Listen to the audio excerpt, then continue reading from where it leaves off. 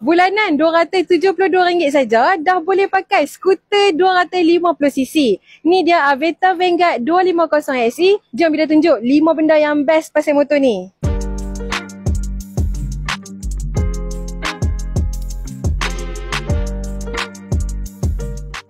Yang pertama, bahagian depan dia ni. Nampak tak tangan Ida masuk banyak mana? Yang kedua, tengoklah bahagian dalam seat yang super luas, boleh letak helmet.